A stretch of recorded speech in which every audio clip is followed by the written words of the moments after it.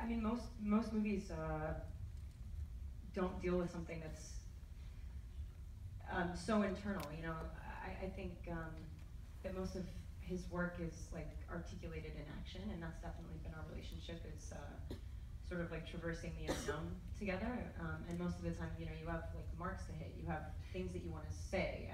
And as an actor, I have a person that has decided to make these sort of like declarations, and I'm servicing that. And in this case, it was like really quite the opposite. It was he oftentimes had no idea where we were going or how long something was going to be. The pace of it was like figured out every single day, but depending on I don't know, like how we both felt. It's just not like an entirely normal way of working.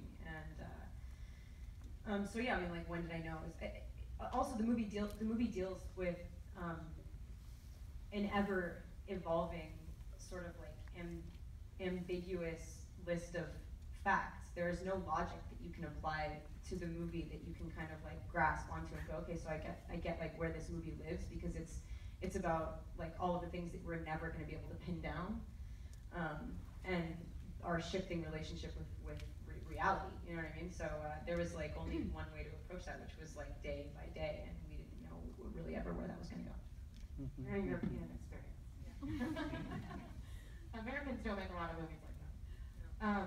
So this is one of the first movies I can say is an amalgam of a mystery, a thriller, satire, and horror. This is not a combination we see too often.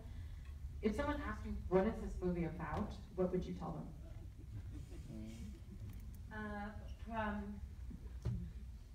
Yeah, it's about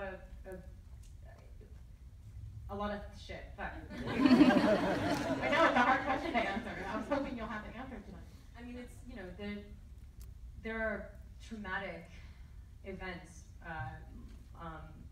many times to lesser degrees, that start like really existential thought processes that you wouldn't otherwise have when you're just sort of like going along, living life the way that we all normally engage with each other. It's sort of like a girl in the midst of unfathomable loss and grief, and it kind of erases her own sense of identity because everything feels trivial compared to what these feelings are. You know what I mean? So I would say it's about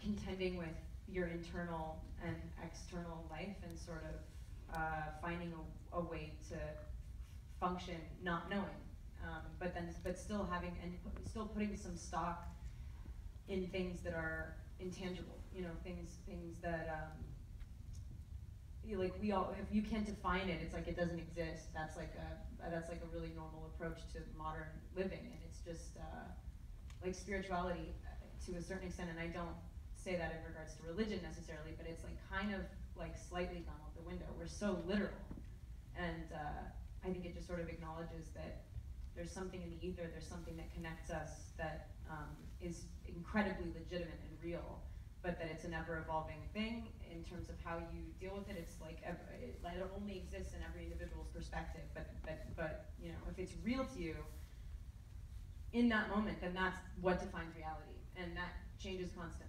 So like, yeah, I don't really know what the movie's about, but it's kind of all those things you've just described. How did making this movie change the way you feel about what happens to us after we die, or communicating with people who we've lost? Or I actually felt comforted, just the glass breaking and all those moments where she felt that presence. Has it had an effect on the way you perceive this perceived afterlife?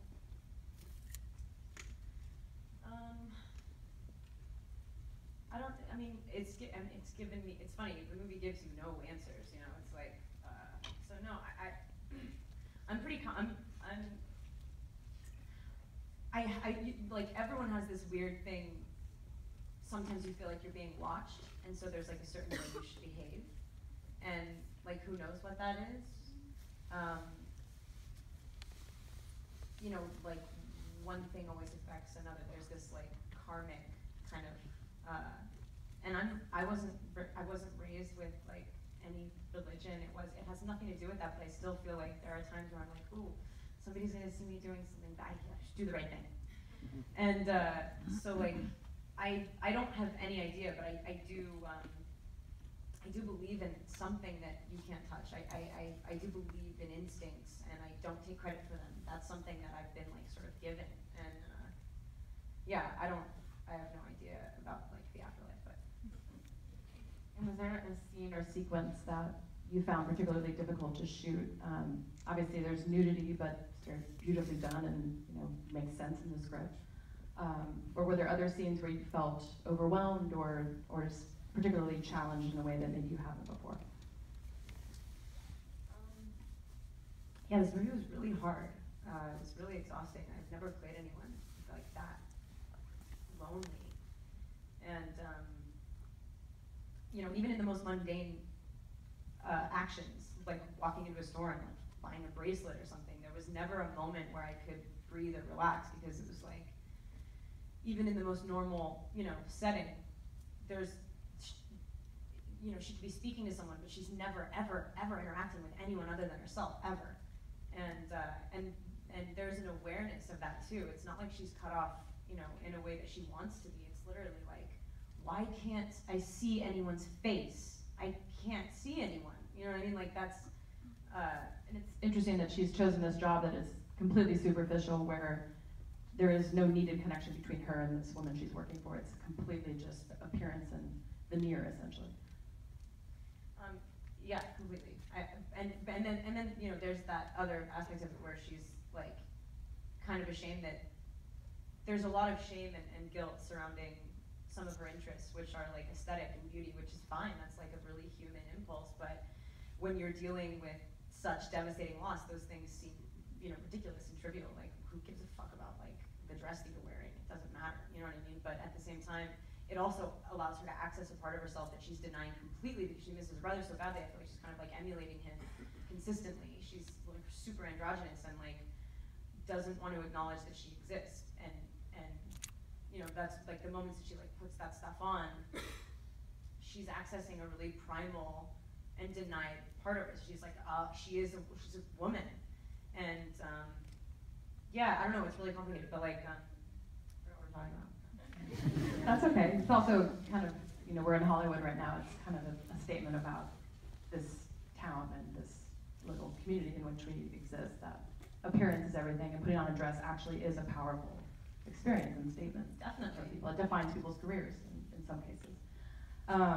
You've made a lot of very interesting choices in the last few years, film-wise.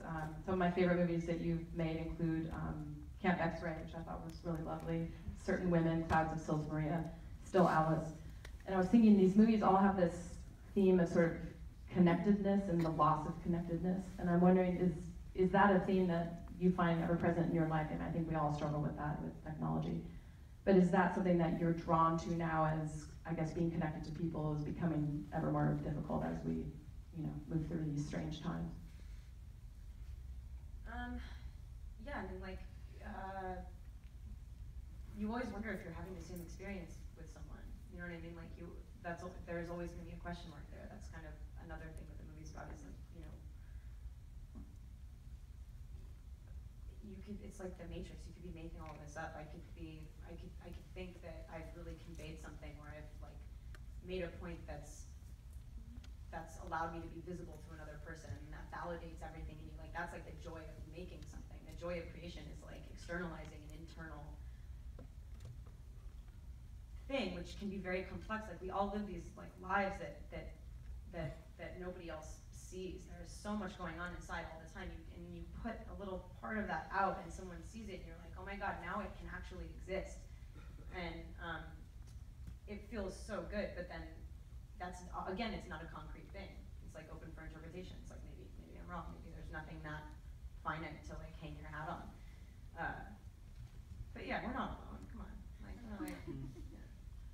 yeah. Backstage, we were talking about your experience on SNL, and I think we did a great job. Very high stress, stressful job. You performed it very well. I feel like you need to maybe do a comedy now to take a break from. It's just, I need you to laugh a little bit in your next movie, but and you are very funny and you're very charming. Do you want to start doing kind of more straightforward, funny stuff? Are there people you want to work with? Because I think you have this side of you that maybe we haven't seen enough of? Sure. Yeah. I mean, I would love to. Who are some dream collaborators on that front? Funny ones? I don't know. Gosh. I mean, I guess just like speaking to the SNL thing, like I think the cast is so out of control good right now and young. You know what I mean? Like it's like definitely the new crop. I hope everyone sticks around for a while. And it's cool. Like I love all the films that they make too. Like yeah. You did some good networking while you were there, so I'm sure. Yeah, exactly. Yeah, yeah. They'll remember you.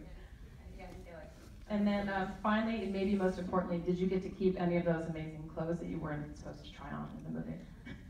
That dress, in particular, the silver, reflective dress, is so beautiful. That one I don't have. I kept the harness stitch. Good choice. Very good choice. Well, thank you so much for being here. Congratulations on the movie. Have a great weekend, you guys. Thank you for coming. Thank you so much.